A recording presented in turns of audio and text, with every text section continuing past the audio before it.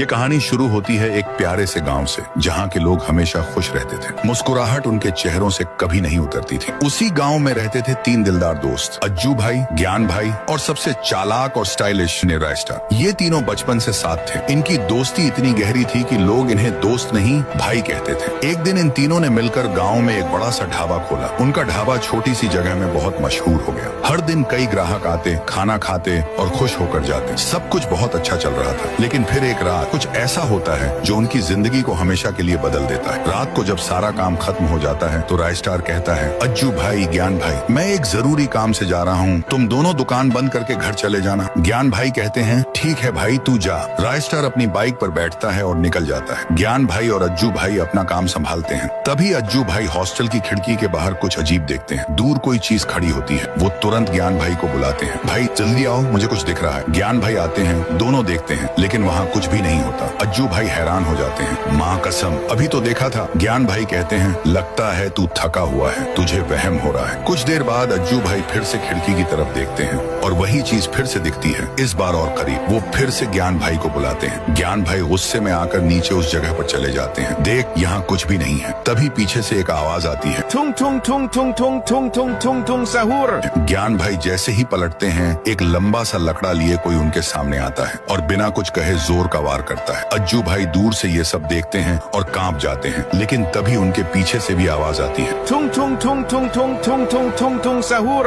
वो पलटते हैं तो देखते हैं 3 लंबा लकड़ा उनके सामने खड़े हैं, आंखों में गुस्सा। अज्जू भाई अपनी जान की भीख मांगते हैं, लेकिन कोई सुनने वाला नहीं था। अगली सुबह जब लोग ढाबे पर आते हैं तो देखते हैं अज्जू भाई और ज्ञान भाई की लाशें ढाबे की छत से लटकी हुई हैं। रायस्टार को बुलाया जाता है। जैसे ही वो ढाबे पर पहुंचता है, अपने भाइयों की हालत देखकर टूट जाता है। ये किसने किया मेरे भाई जैसे दोस्तों के साथ? तभी गांव का एक बुजुर्ग आता है, कहता है, मैंने पहले ही कहा था रात के वक्त यहाँ मत रुकना, लेकिन तूने नहीं सुना। रायस्टार समझ जाता है ये कोई आम मौत नहीं थी। उसी रात रायस्टार फैसला करता है कि वो इस राज का पर्दाफाश करके रहेगा। रात के 2 बजे जब पूरा गाँव अंधेरे में डूबा होता है, रायस्टार अपने ढाबे में छिप जाता है। तभी उसे जंगल की तरफ कुछ लोग जाते हुए दिखाई देते हैं। रायस्टार समझ जाता है यही है वो बल्ला उठाता है और उनके पीछे दौड़ पड़ता है, लेकिन जैसे ही पास पहुंचता है, तीनों लोग अचानक गायब हो जाते हैं। तभी पीछे से एक आवाज आती है, ठुंग ठुंग ठुंग ठुंग ठुंग ठुंग ठुंग ठुंग ठुंग सहूर।